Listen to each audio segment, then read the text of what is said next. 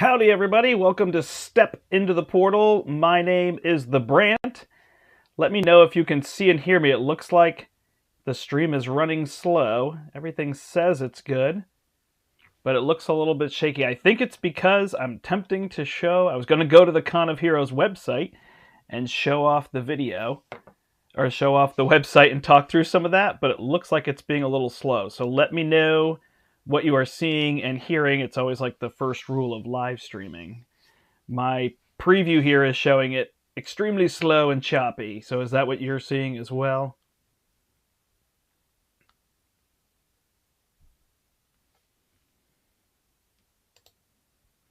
Yeah, I think I had this when I bring up a web page. So what I think I will do is quick show you this web page. Let's see how it does. So I was going to bring up the Con of Heroes page and kind of make that the first thing that I go through, but I think that's going to be seeing you a little choppy. Okay, so let me know if it's something we can work through. I'm hoping that if I get rid of this, we'll have to see how the web page does. Yes, that's weird. So usually I can bring up a web page and do this, but unless that's not the thing that's slowing me down, it could be something different, but we'll have to see. All right. Well, let me know if it's so choppy that you can't hear me and whatnot. So let's see how this goes. All right, so for those of you who don't know, there is a Con of Heroes for Marvel Champions, and it takes place, it's the first weekend in May. I will actually not be there, but I will be streaming some of the events and things that are happening. They were nice enough to send me over the events that people will be doing, so I'll get a chance to participate as well, which is what people can do. So here is the main web page for the Con of Heroes. I'm going to put my phone here so I can see people chatting at me. And what I want to do in this video is just go over some tips and things. I'm hoping that if I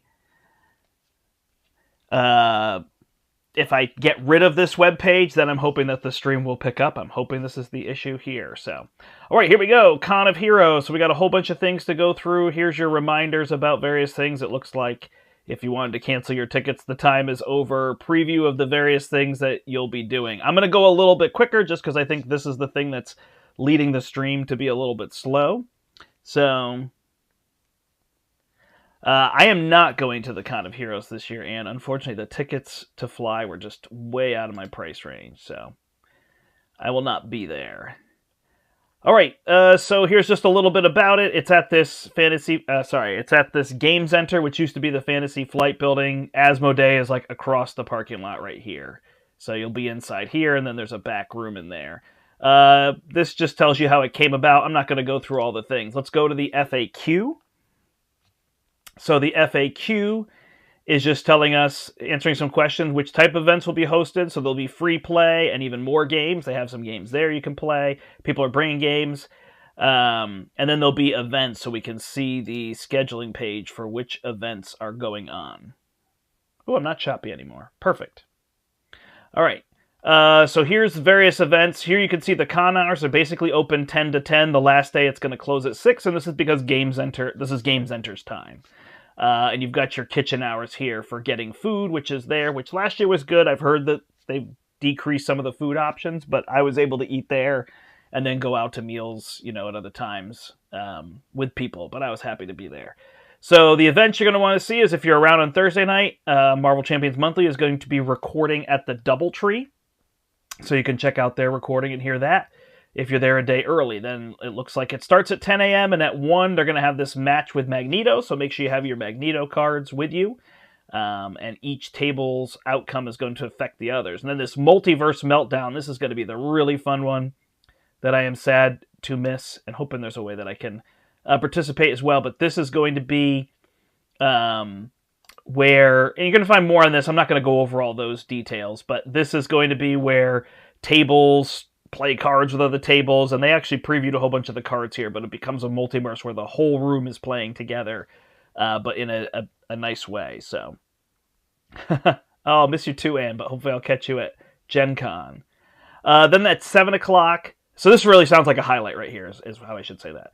At 7 o'clock, there's going to be a mixer, so you can grab a drink. You can play with somebody that you don't know or haven't played with before, which to me is the most fun. So one of my suggestions is to play on standard, because then you just get to play with more people. Play a bunch of 3 and 4 player games if you never get to them. Play them on standard so they don't last long, and you don't have to worry about all the iterations. Maybe find that one thing where you're really going to focus in. Maybe it's one of these events where you're going to, push yourself on the challenge if you're into expert or whatever. But kind of be open to those kind of things is what I should suggest. Okay, so it started out choppy, so I didn't get into this, but I should say, just this morning on Josh's channel, Get Up and Game, we did a Chatting Champions, where we talked through a whole bunch of how to play multiplayer if you're used to solo, and it was kind of prep for Con of Heroes. So I'm not going to repeat a lot of the things that I said on there, but please go over to Josh's channel and watch that video as well. Again, the channel is Get Up and Game, and give him a subscribe while you're there. Game Center does not have gluten-free options. Thank you, man. That's actually really good to know. And kind of stinky. All right. So that's what's going to happen there. And then you're going to get these challenge cards as well. So yeah, that was the best part to me, was getting to play with people from the community and a variety of people. Ann and I played together. That's why we're chatting, right? We met last year at this. So that worked out well. I have my phone here for seeing the chat. All right, then at 11 o'clock, they're going to do the campaign. So this year it is a 3-scenario event, because that just decreases, again, your playtime. So you've got 6 hours to do that one, and you'll get through all the campaign and all that. And again, they have the cards posted here. We'll see that. At 5, they're going to do a group photo on Saturday, because a lot of people moved or were gone on Sunday. So this helps for that. At 7 o'clock, Feeling Fine and Sandy featuring Sandman. During this course and punny group event, the room will be taking on a classic Spidey foe. Hopefully the PA announcements that direct won't be too rough or irritating. So that sounds like a fun Sandman scenario, so make sure you pack Sandman. So you can already see you need Magneto, you need Sandman, and then I think they list the stuff here. We'll see that at some point. On Sunday, it's open. You can play with a host or a community creator, so that would be a fun way to get in those. The con is free for kids on this day, so we can have that. And a lot of people played other non-champions games. I remember Scythe was played last year, and Power Rangers and stuff like that. So you get a chance to play some other games if you haven't. All right, Shield HQ is huge. Definitely be part of this. If you have extra cards and you can bring those extra cards. You can drop them off. And this table is basically leave a card, take a card. Feel free to take cards if you don't have them. It's not a problem. If you forgot something, you can put it back if it's at home. But this is totally here for you to use, and it is free to you. If you keep the cards, you don't have to worry about it. This is an awesome thing they do. And if you have extras, definitely bring some to drop off there as well. I'm going to move this here so I can see everybody talking to me. Yeah, playing with a lot of people was my favorite part, but I am extrovert through the roof. So I know everybody's not like that. So we can, find some tips there and find your space and everything. All right, there'll be raffles. They called out. They gave away a ton of stuff. They had stuff in the case, and then they kept adding. So there was even more stuff there as well. So there's that. Cool. So that's our schedule. Is it associated with FFG? It's not. It's not even at the FF, right? They don't even own that place, so just remember that. I'm not going to read these word for word. If you want to host or anything, you can contact them. If you'd like to donate stuff, I'm sure you could just bring it as well. But if there's things you want to do, code of conduct. You are a customer of Game Center, so really they get the say at the end of the day. They can remove you if you're violating laws. We'll let them worry about that. But yeah, just know the things you're expected to do. The lot is very full, so just watch where you're parking, especially on Friday when people need to be parking places. What am I finding on my floor? Nope, nothing. Okay. There's going to be a whole bunch of swag. There's always a playmat, and then there's some other things that you'll get, including those promos for the convention sets and whatnot. Unfortunately, they don't do one-day badges here, is what they're saying, so you have to just buy a badge for the whole time.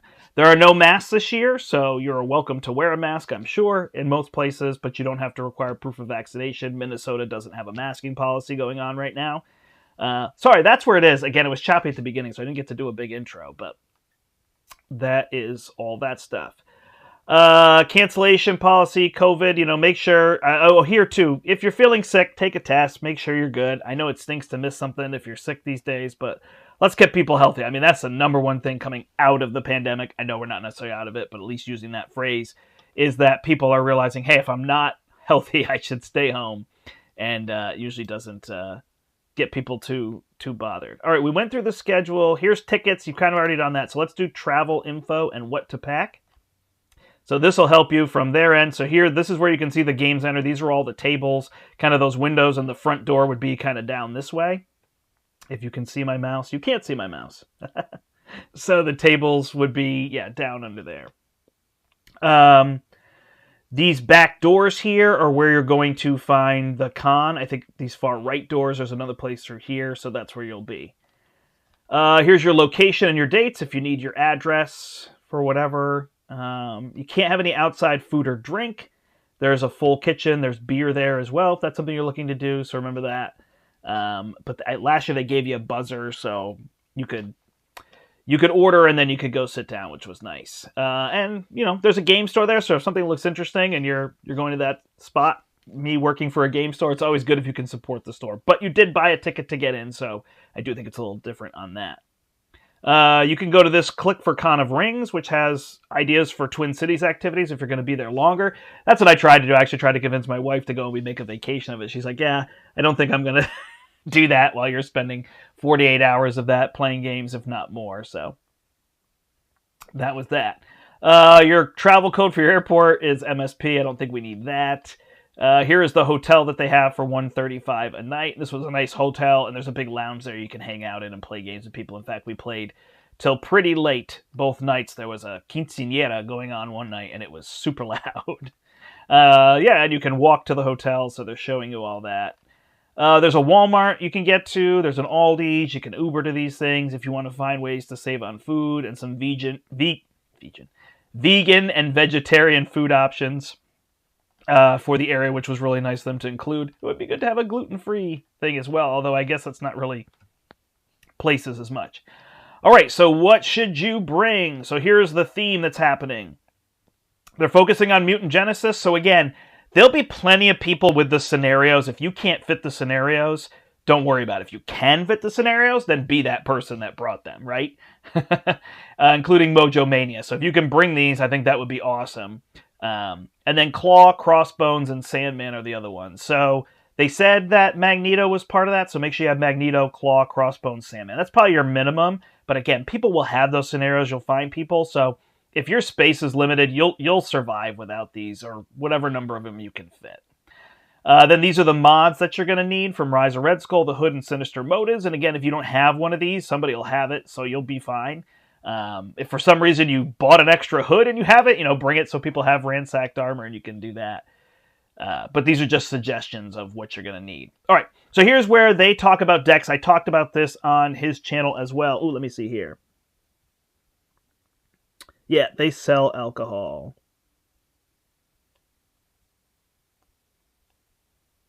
Yeah. There you go.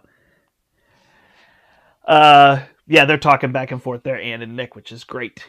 Yeah, it's tricky. Not like I can't give tips for an introvert, but I'm not an introvert, so it's hard for me to they wouldn't be honest tips is all it is. I could say, here's some things I've noticed from being a teacher or working with people. But, I think it's just find your space, right? Maybe you got to get back to your hotel, or maybe staying at that nearby hotel so you can just take a break. Honestly, you can take a walk through that parking lot. Is gigantic, so you can just get outside, get fresh air. That might be part of what you need. Or you can go, there's a whole part in front of the register that you can wrap around, and that was kind of a quiet section. So you could be in the building, just get yourself 10 minutes to gather, mean more than 10, right? Or walk somewhere to get food or whatever it is. So those are some ideas. All right. They say you should bring 3 to 5 decks. I think that's fine. Obviously, the minimum is 1. But on Get Up and Game, I really said I think 8 is the best number. Now, that sounds like a lot, but here's my trick, okay? And all credit to Steve from Play the Game. He did this. So you build 4 different heroes, right? In their aspects, you have their decks.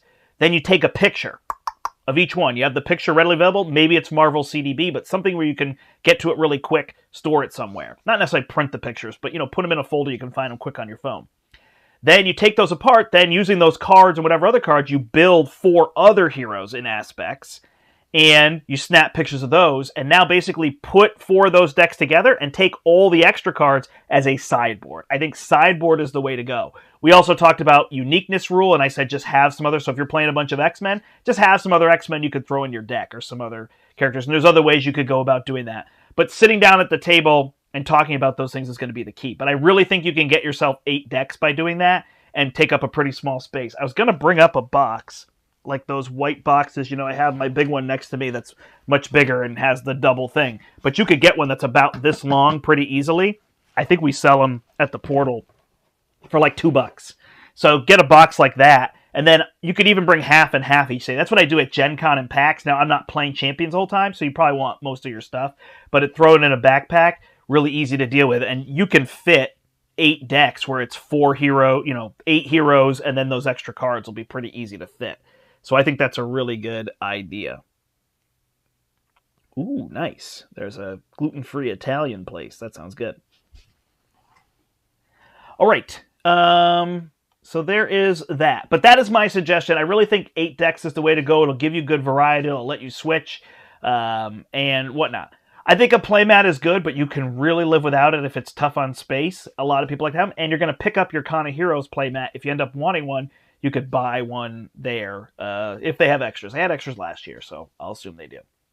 They give you some ideas to build like 25 card decks that you could swap in and out. I think that works too, but I tend to build towards them. It'll be tricky to build towards these scenarios, so again, that's why I'm saying maybe Standard is just the way to go.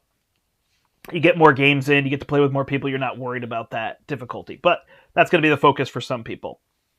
But that is my biggest tip for being able to do this. And you might even be able to squeeze another deck or two.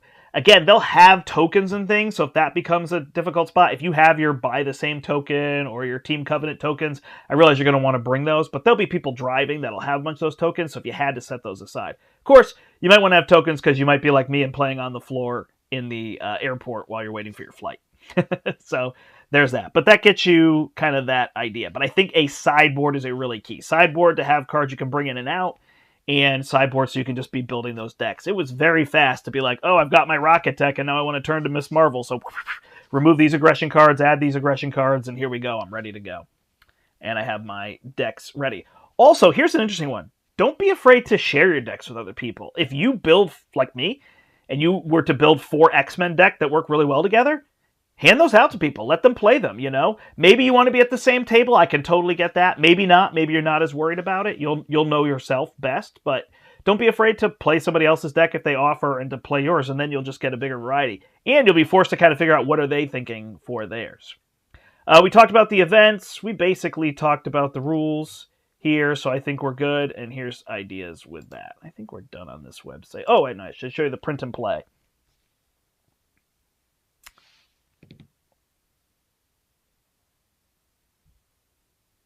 Oh, nice. That's a good call. Chris Maka says, if the weather's bad that weekend and you don't want to walk, pop a message in a Discord channel and try to hook up with someone who drove in to shuttle you over, and they'd be happy to do it.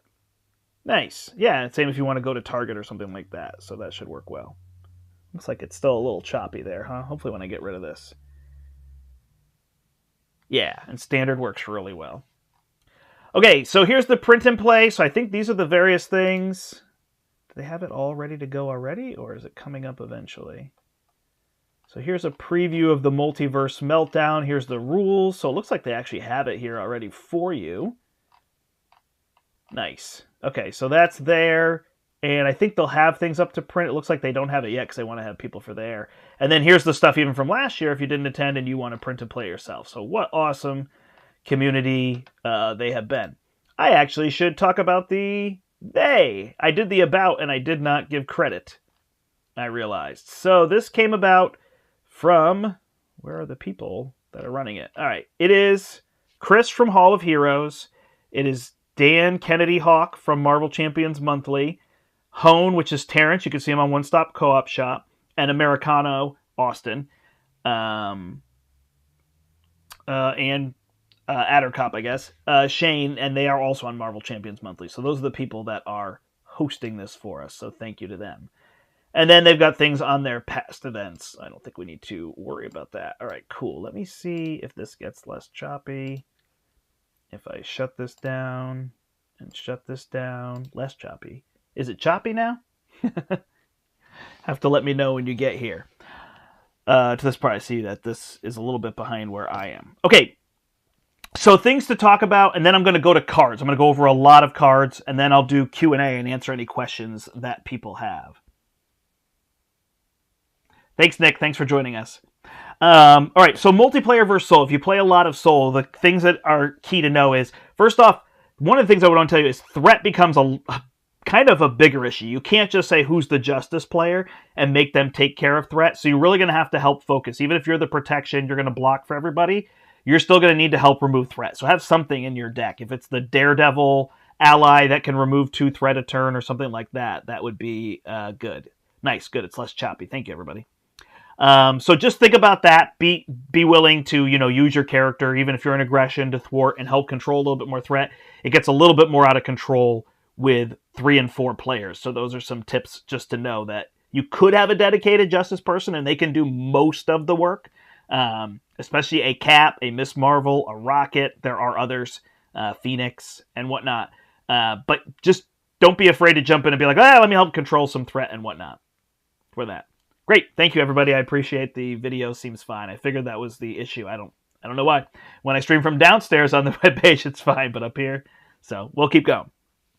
Also, you can do a role, though. You can be the main person who's going to get rid of all the threat, and then you just kind of say, ooh, not going to be a good turn for me. Can you guys step in, right? And early on, some people need, like Rocket is one that needs to set up to remove threat, so he's not going to be great on turns 1 and 2. By turn 3, he's going. But you can focus. You can be a minion slayer. You can be direct damage. You can be protect everybody. So you can have a lot of fun doing that. You play a support role character. You're just handing out upgrades and things to people, skilled investigators, endurances, things like that, and just getting upgrades on everybody. And that will thin your deck, so your character will naturally get better from doing that. Yeah, so that we talked about that on Josh's, the unique rule there, Aaron, so I'll let people listen to that there as well.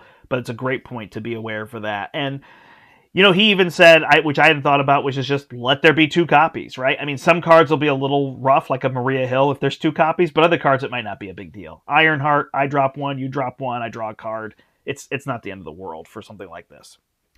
So there's that idea. Also, you can be an alter ego. So you can really play some of those characters that like to flip, a Colossus, a She-Hulk, a Rocket, a Captain Marvel, Gamora, these characters that really like to flip and get a lot of benefit. You can go to alter ego more. Or some of the characters with the smaller hand sizes, like a She-Hulk or a Hulk or Iron Man, that you can stay in alter ego. So don't be afraid to stay alter ego turn 1. Just let your table know that's going to be your plan. So I love that spread, and She-Hulk, Gamora, Nebula, Scarlet Witch.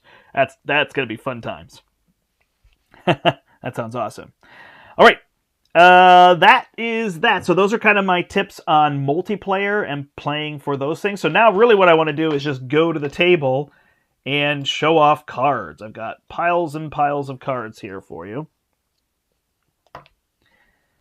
I'm going to try to go relatively quick and whatnot. So first things to know is just your stuns aren't necessarily quite as powerful. It's still good to stun. Make sure if you have a Spider-Man player at the table that they are okay if they're going to be the first one attacked, that they're okay being stunned and not drawing their card. That might not be their favorite thing. So just be aware that these kind of cards that you could probably play heavy control. Oh, thanks, Andy. I will miss you too, but I'll catch up with everybody, so no worries. All right.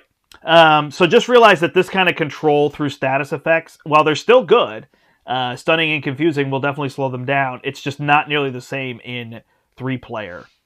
So just realize some of those things. Ooh, I realize I grabbed these are not so good cards first. So we're starting a little bit on the negative. So something like Drax even, he's awesome if you're just trying to rush. 3 damage, right? 4 times, that's 12 damage. So he's still really good, but really you don't want to put him out that early to deal 12 damage to a Magneto who's going to have 80 health in 4-player. It's just not quite the same effect. So, something like this, he comes out late game and he can definitely deal a lot of damage, but it's not the same focus. On that line, Mockingbird, stunning. Again, she's a blocker and a stun, so it's certainly not a bad thing, but just realize that. And then Lockjaw is one that I know a lot of people don't play, but we really enjoy him. He's just not going to do what he does in multiplayer or in solo nearly as well, because he comes in, he removes 2 threat, and then he blocks for you. But again, in multiplayer, there's just other ways, right? The Justice players, the leadership players, other people can thwart that too for you, so you don't need as much of that. So that's just some cards that don't work as well. I was originally going to show you another set of cards, and I grabbed the wrong one, so I'm just prefacing there. Even something like Emergency, where you can remove that one threat or prevent that one threat, isn't a big deal. Acceleration icons aren't a big deal in multiplayer, so just realize some of those things. Now, Global Logistics can still be good, but you're looking at the top 4 and you're figuring out what the boost cards are going to be, right? So you don't get that chance to look at the boost and your encounter card and the next boost and the next encounter card. So it's still good for discarding, but just think about that. Clear the Area is probably one of those ones that can really drop off. Now, because you can take actions at any time, which I really hope people play into that. Remember, if you have anything like a card draw or an out-of-turn action, just do it at your table. You know, don't worry about when you can do it and whatnot. And things like that. Andy's asked me if I think Tough gains value. Well, Tough is better than Stun, I guess, other than Piercing that can remove it. I mean, it's always good to tell the protection person, you don't have to block for me, nobody needs to chump. You know, so like, even with the stuns, I don't mean to make them sound like they're not useful, but just realize it's not the same control. A cap stun lock deck won't really have the same control that it has there. So I don't think Tough gains any value. It's already a really powerful status card. So knowing the scenarios is really going to be some of the key to that, I think. All right, so Clear the Area removes 2. Now, you can play this off turn. You can say, oh, can you bring that threat down to 2, and then I'll do this and I'll draw a card. So it's still useful, but again, there aren't going to be those main schemes with 0, 1, and 2 on them, or even 3 or 4 that you could thwart to and then draw a card. So this just loses some of its value.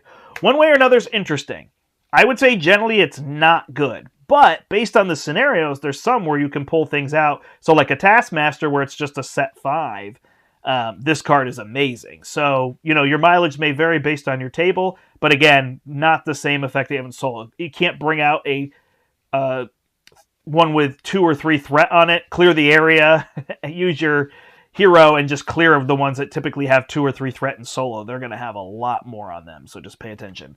Similarly, Spycraft only affects the cards that you reveal, so again, on a higher level difficulty, it'll do well, but you're just going to see a lot of spread of cards, and that card loses its value. Same with Under Surveillance. Is it still good to have +4? Yeah, but when you're adding 4 threat a turn, it'll be a little bit different.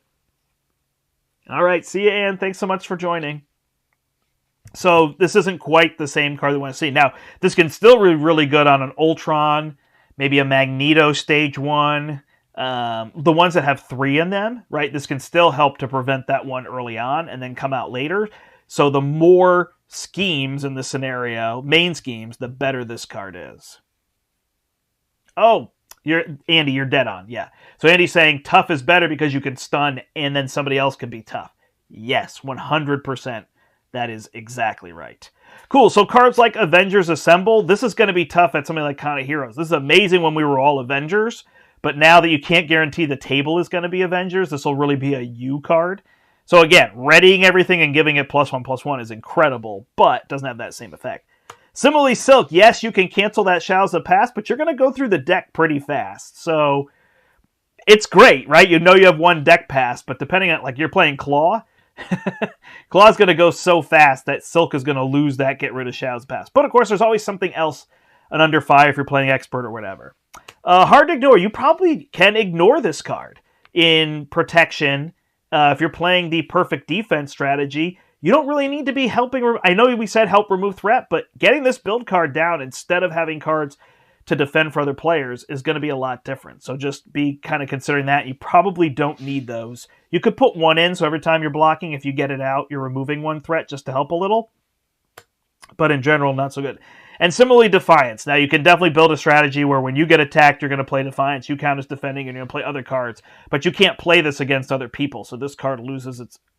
for other people. So this card loses a little bit of its value. Ugh, I don't like starting with the negative of, like, these are cards that I don't think are as good. But it's a good discussion point. So where I intended to start was just kind of the reminder of cards that are great to have in multiplayer. So bring extra combat trainings and extra heroic intuitions.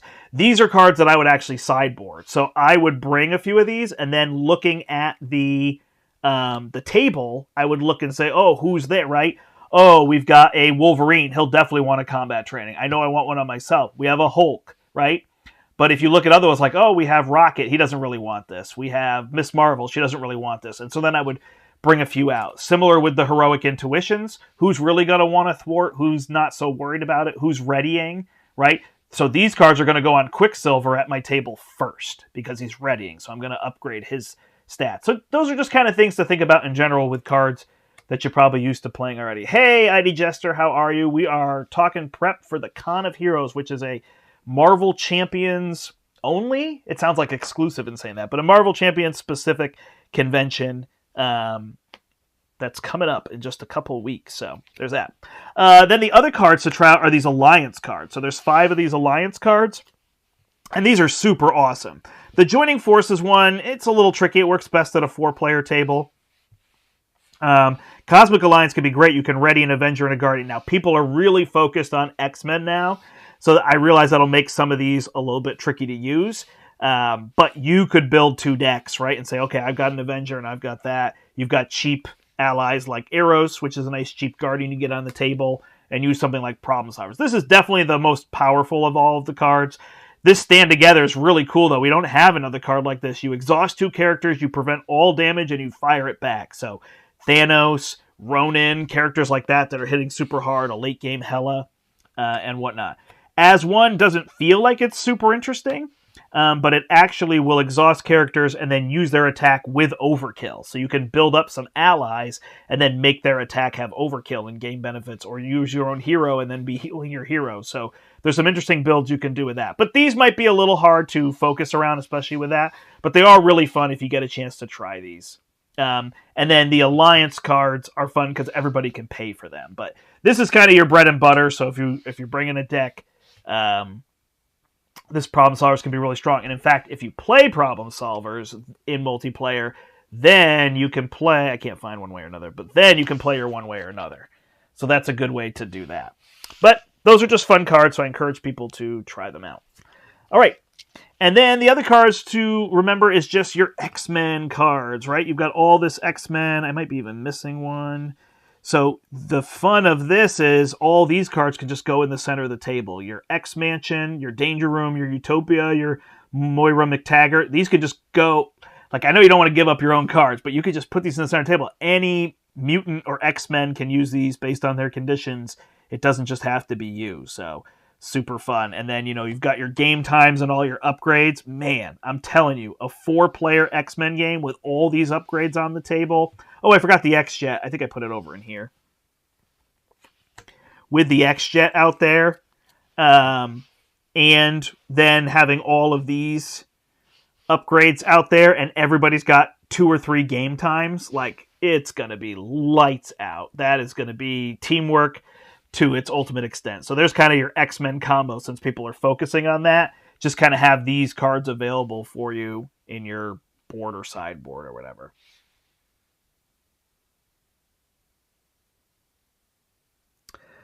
Question: why include in your deck a copy of Heroic Intuition to give to someone else? Doesn't that just make that a dead card in their deck? No, this card would go on their hero. So this would give them +1. You can play under any player's control. So I would include this card, play it on them, and then they'd have +1 thwart. So now something like Quicksilver could thwart for 2, ready, thwart for 2. So I've doubled his ability to remove threat. And then if it ever gets discarded, it would actually go to your deck, not theirs. So you would have the card to be able to play on them again. So this would be what I would be most looking forward to at Con of Heroes. I would build 4 X-Men deck with all this stuff. Let's go. All right, so the other cards that I think are good in multiplayer and just worth considering, right? You've got your Avengers Mansions. I humorously put the Steve Carrier that Bahamut gave us last year, but it's obviously a Quinn Carrier here. Sorry, Hela Carrier, an Avengers Tower. So these are things that you can use for other players. It's really cool in multiplayer if people get multiple of these things down. Well, you can't have multiple of this, but these, and you can feed them all to one player. Who's got a turn that can really go out of control with some card draws? Feed them all to that player, which I think is what looks good. Yeah, make sure you get all your cards back for sure. Yeah, it usually doesn't become a major issue.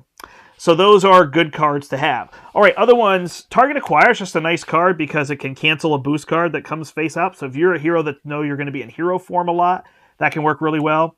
You can play all these Endurances, so these can be really good. So honestly, instead of an Armored Vest, I'd probably play Endurances And the endurances, you can play on other players to give them health if you're like protection instead of the armored vest if you're going to be blocking for people. Plasma pistol is interesting. So again, I love this with the lightning resource in Captain Marvel and in Iron Man. So that's like the best place to put these. But putting one of these in your deck and just being able to not attack, remove 1 damage is a great way at the table to be like, hey, let me ping that damage. And again, you could side this in and out based on who you're... Oh, you're going to have Black Cat out? I won't worry about that, or whatever it is. Meditation becomes a lot stronger because you don't need to use your stats as much. You don't have to worry about all of those things other than if you're defending. So now you can use that as resources, and you're able to turn to Alter Ego. So this card really becomes like a, hey, I'm going to exhaust myself. It was just 2 damage anyway, to be able to play this bigger card that I can put on the table. Gatekeeper is really cool because you're adding 2 hit points and patrol, but when that minion's destroyed, 4 threat comes off the main scheme. So a great way to help control a little bit of threat while doing what you do. Deal damage, and hey, there's +2. Somebody at the table can probably help you out with the +2. Great responsibility can work really well, especially something like Adam Warlock. It's super good in. Or somebody who's going to be tough a lot, like maybe Colossus, and you can get rid of all that threat that's going on in the scheme, and you're in hero form, and the villain is scheming against somebody else, so this works really well in multiplayer. Nightcrawler's fun because you can bounce him back and forth, and you can block for people using him, so it's kind of like a bonus block that you have. Med teams are awesome. When you heal other people's allies, they are going to be so happy. Obviously, you can heal your own, but I like to focus on like the positives of helping other players. Giving people clarities of purpose can be really good. Again, this can be a little touchy. So on a Spider-Hand, it's awesome. On a Colossus, it's terrible. Those kind of things. But these can be, so these are pretty good cards, what I'm saying. Powerful Punch, you can step in, you could take out somebody's minion or somebody like that. You could be defending and deal some damage, so that one can work out pretty well. And then Second Wind is a card that people just don't play solo as much, but it works great. Let me heal you, right? And I can do this while I'm in Alter Ego. So it's a nice card to help heal for 4 and 5 and get some of those here, like keep this Wolverine nice and healthy, right? So these are cards that I think work pretty well. So they're ones to consider. And then the cards that I think are amazing in play, we'll start with allies for the most part. So Snow Guard is just amazing because you're going to put her out on the board and do whatever the table is looking for. She's so versatile, right? So it's like, do we need damage? Do we need threat removal? Do we need hit points and blocking? So she's really awesome. Storm pushing that threat around. She's totally a 4 threat removal. Who cares where you push the other 2, right? You can find all sorts of places in multiplayer because threat is just a lot more abundant. So suddenly pushing 4 off of something to clear it, to get it out of the way because it's trouble. So she becomes awesome. Thor and even more so Dust are incredible, especially if you can put some upgrades on them or something. But the ability that they can remove this shield, Dust will attack everybody at the table. Thor will attack everybody in front of someone. So those are really powerful allies in multiplayer. So again, more than just trying to tell you like this is the thing to do, I'm just trying to encourage some more fun play. Oh, here's cards that I don't often play because I'm playing solo, but let me try them in multiplayer and see what happens.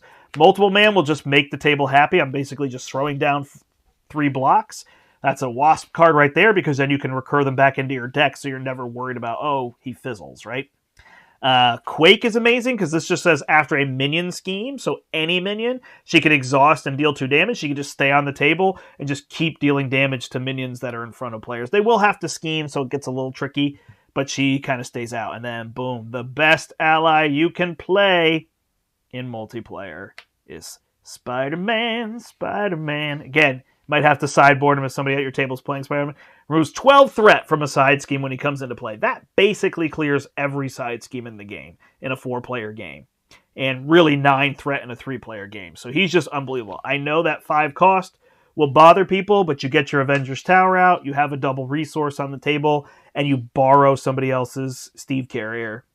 And now all of a sudden you're paying, right? You're borrowing theirs. You're using your tower you already built. It's down to 3. You're using a double in your hand and 1 of the card.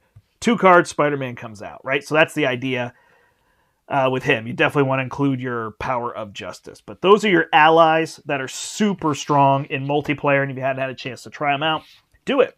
Cards like Espionage, there's going to be so much more Surge. So if you're playing a Black Widow or other spy... Is she the only... Spider-Woman, those can be really good. Your crew quarters can be really good because this can heal other people. It is your own action, so it's a little tricky, but you can play it under anybody's control. So you could actually have this card in your deck, realize, hey, I'm going to be pretty safe, pass it to another player that's going to be going to Alter Ego so that they can heal up. Push Ahead is amazing. This card's basically overkill in solo, but in multiplayer, you're paying 3 and you're removing your stats in threat. So this card, 3 for 6 on most heroes, and if they get added bonuses, it's even more than that. So that's a really nice way to remove threat that will now be present in multiplayer games. Get Over Here is awesome if you want to be able to collect the minions in front of you, maybe to deal all the damage with a Thor or something like that. But this card kind of turns on in multiplayer. You can put boot camps in front of other people. So maybe somebody's going to play leadership at the table. You drop the boot camp in front of them. That'll be really awesome. Command teams are amazing, so kind of like the med team that can heal other people. In fact, I should have put med team in the amazing cards for healing other people's allies, but c'est la vie. Command team is really good for readying somebody's ally. Again, you don't want to ready every turn, but a key ally that could remove that last threat that you need to. Actually, this card should not have gone in the awesome. This was fun. I'll set it aside. But you can do this Guardians of the Galaxy as long as your characters are all Guardians. You can then hand out things onto allies to draw cards. So all you do is you just make sure you are a Guardian, play a honorary Guardian on yourself so you can flip back and forth, and then just have allies in your deck that are Guardians and a ton of upgrades, and you can become full support. You could just sit there and just hand out to other people's allies. You could just hand out upgrades, give them various things. So now you're just handing out and drawing cards, so you become full support, but you draw a card every time you play an upgrade. And I think you can put 25 upgrades, I think, in your deck, which is overkill. You might want 2 copies of Guardians of the Galaxy to make that happen. It's kind of a fun niche build, but I wouldn't say it's amazing. Lead from the front can be your really better way to go, because you can just give somebody else +1/+1 to all of theirs. Welcome Aboard is amazing. I am talking fast, I know, so if people need me to slow down, you can let me know, but I don't want to be here all day necessarily. Welcome Aboard is you have to be a Guardian, but you reduce the cost of the next ally played this phase. So imagine Cap is in play, you do this, boom, next thing you know, Spider-Man comes out for 2. Avengers Tower, Helicarrier. Oh, I played this card to help you out. You don't have to pay anything. Right?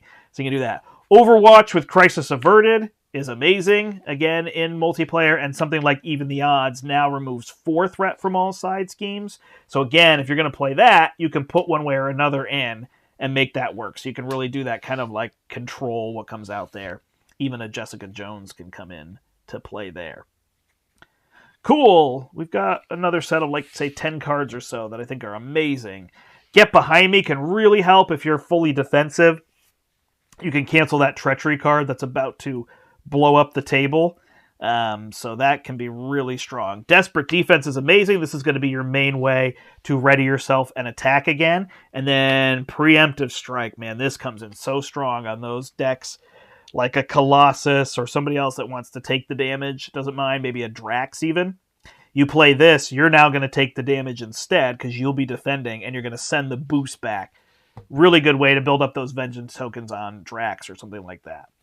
And the Night Nurse, you will be everybody's favorite person if you put the Night Nurse in and remove those status effects and heal them. That's an amazing card in multiplayer because it's so versatile, it's not just yours anymore. All right, and then here's the cards that are just ridiculous in multiplayer, all right? You know I had to do it. The Symbiote Suit adds 1 encounter card, and the key is you play it when you're going... No, I'm kidding. You play it whenever, but if you're going last, then the encounter card passes around the table until it gets to you. But really, this card can just kickstart your hero. The +1 hand size, 10 health, so now you can stay in hero form if that's what you're trying to do. You can even just take a desperate hit for people, and then the +1 to your stats for Quicksilver or for Kitty Pryde, right? Some of those heroes, and you're just not suffering these effects nearly as bad. Similarly, an acceleration icon is not really a thing in multiplayer. You don't have to worry about it, all right? Dive Bomb with Hone Technique, obviously, or just Dive Bomb in general can deal a lot of damage. So you can pump this one up, and it could just be an amazing table killer. So if you're playing an aerial hero and you throw that in with Hone Technique, you're just going to control that whole board for everybody. If you put it in Rocket, you're then going to draw a boatload of cards. That card is just ridiculous. Maria Hill is such a popular card already. I don't probably really need to tell people, but You can do the whole Maria Hill recur, and you can just play Maria Hill over and over again. In fact, that's where Make the Call comes into play. This card is so good as well.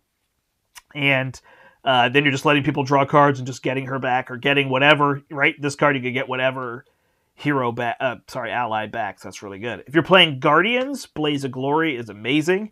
If you have a bunch of Guardians at the table, you're just giving everybody +2/+2, and then if they can ready, this is just an absolute kill card if you can get a table of Guardians on, a whole bunch of Guardians down on the table.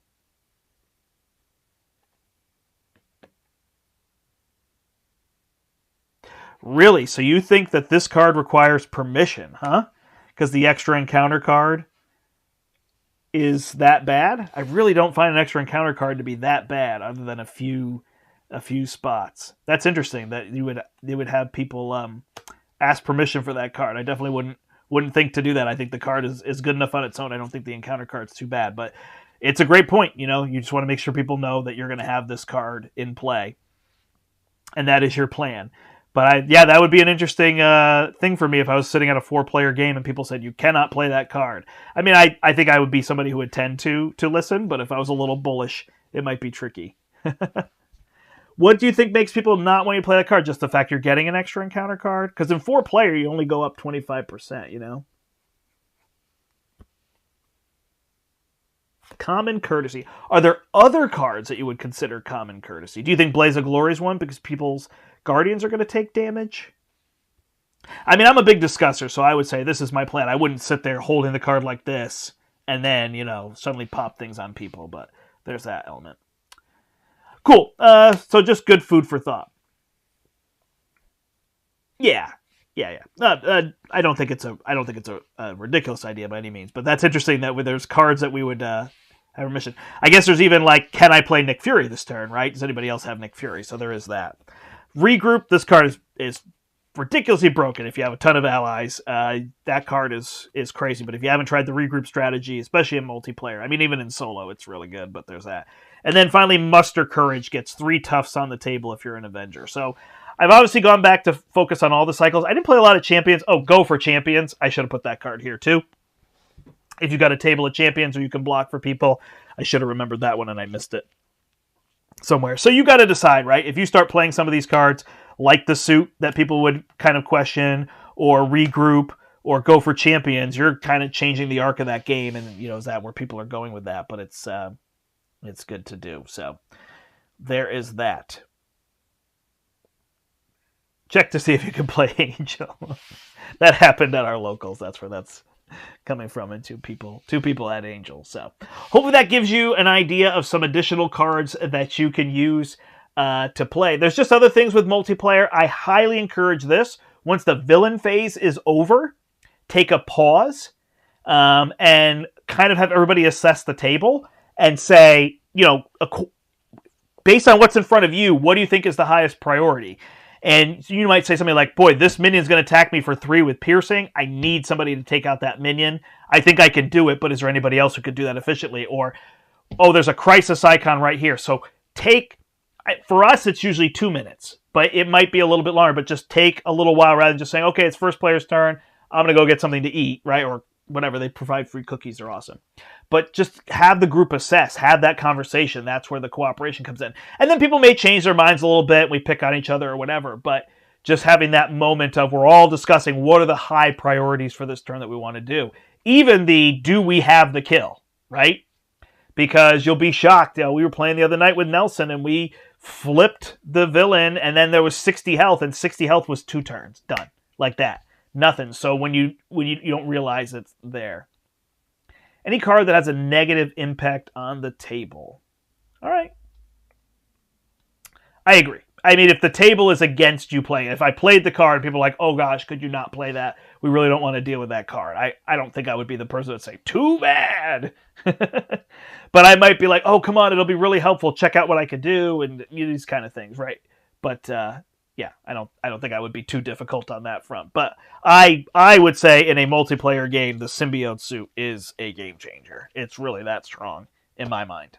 So there's that. But I guess it depends on what you're playing. If you're playing Expert 2, Surge Train, Nebula, or Ronin or something like that, then definitely I agree it's not going to change the table. But if you're playing Standard Rhino, I think it's easy. You can always play Angel. These were the two, Black Dog and Spartan there. Yeah, so that's it. Just just be prepared for that and all those kind of things.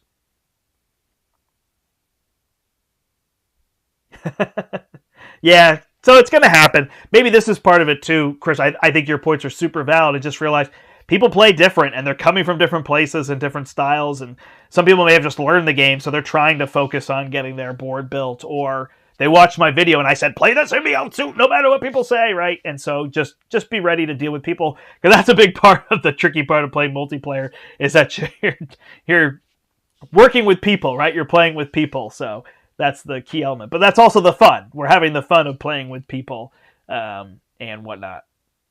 With that.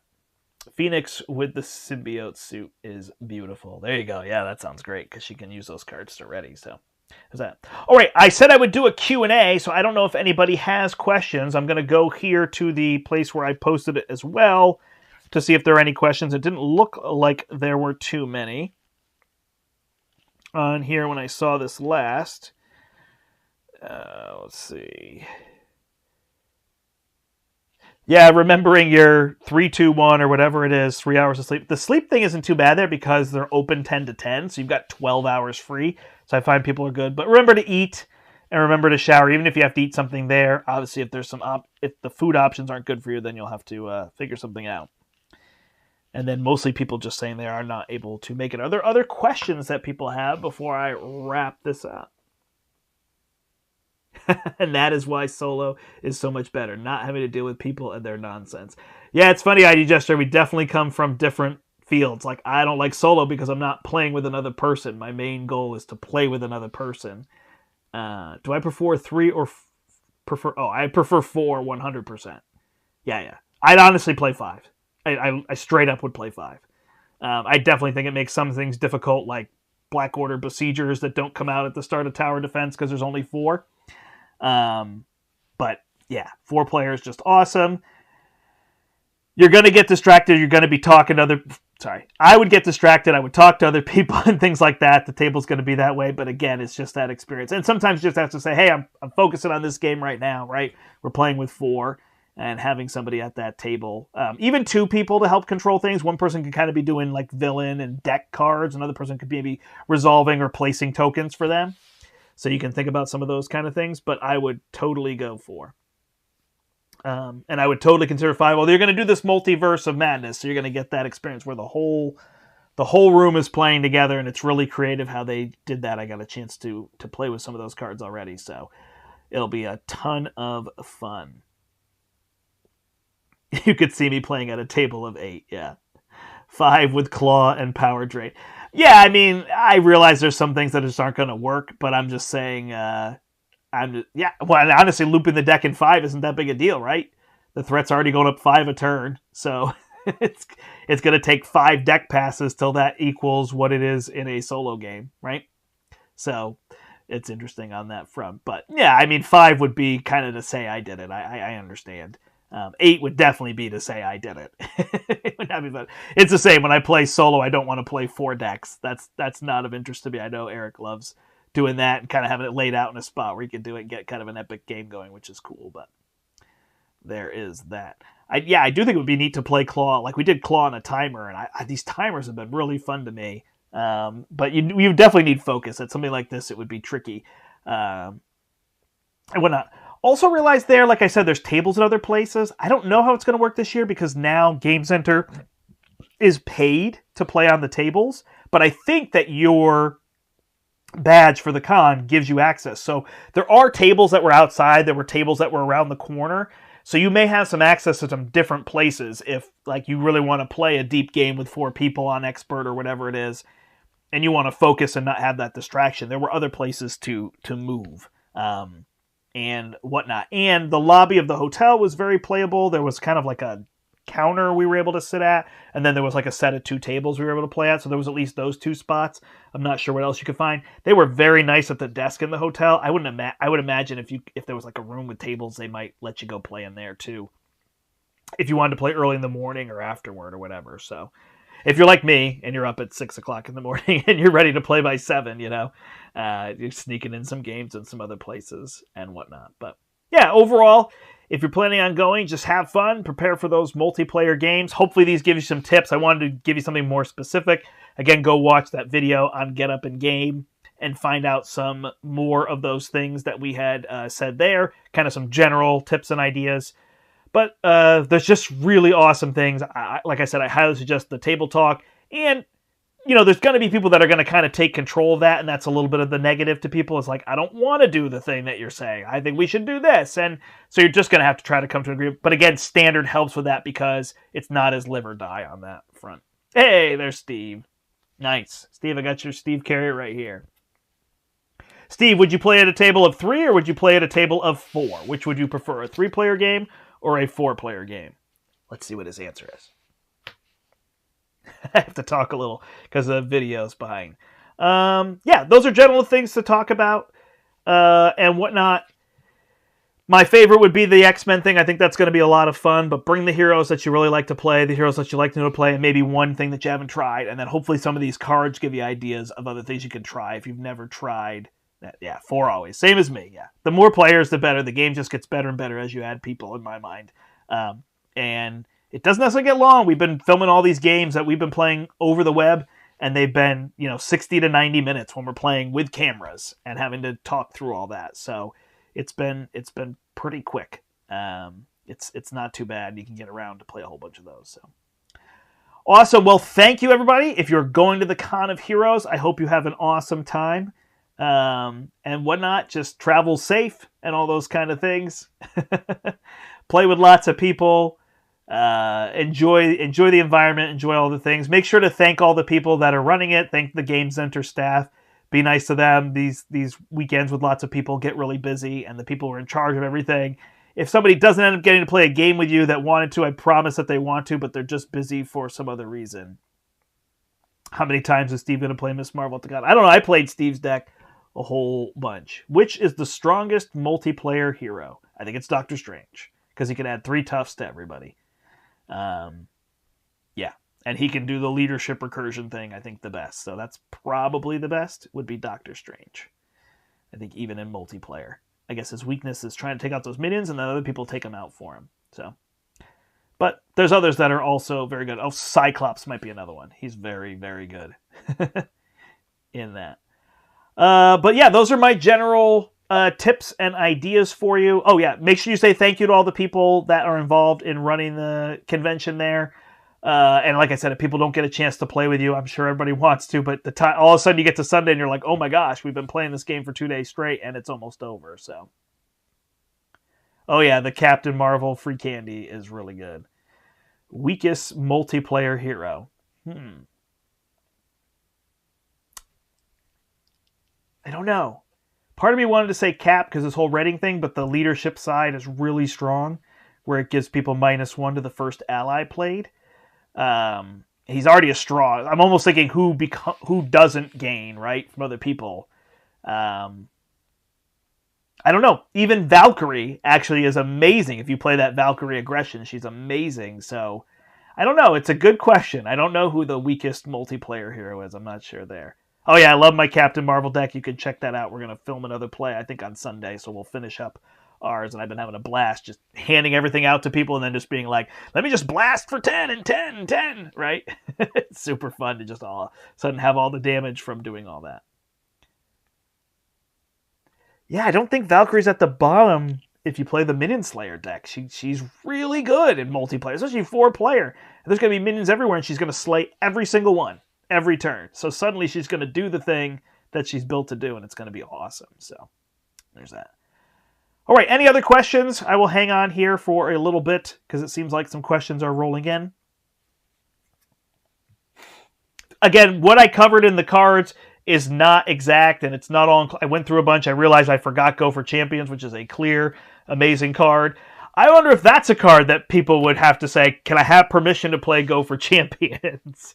Because, hey, suddenly nobody's going to take any damage, and that's great, but does it kind of change the scope that people want for the table? It's interesting on that front, I think. When am I shaving the beard? I think this coming week. I'll probably shave it. The week after next is the plan. I have somebody's going to cut my hair. What's left, I guess. So it'll go really short, and I'll shave off my beard or shave it down pretty far. So getting hotter, so it's time to go. All right, I think I am out of things to say. So thanks, everybody, for watching. Remember, you can go to the website and everything. Check out the Get Up and Game channel. And, yeah, we're going to film a play against Mojo. So we'll do our 4-player and finish it up. And so far, the games have all been, like I said, less than 90 minutes. I only remember Spiral was 75. I actually think Magog was only an hour. So Mojo will probably take us closer to 90 minutes and whatnot. So usually I'm doing live playthroughs. This was a talk through, so hopefully people enjoyed this. Symbiote suits for all. Now that's a bad idea. I will definitely agree with that. But I like your thinking. Start with them and play. Sounds awesome. All right, thanks everybody. So you can look forward to that play. I hope everybody has a great weekend. Happy Friday from me. My name is the Brandt. Until next time, I hope you step into the portal and have an awesome time at the Con of Heroes. Later, champions.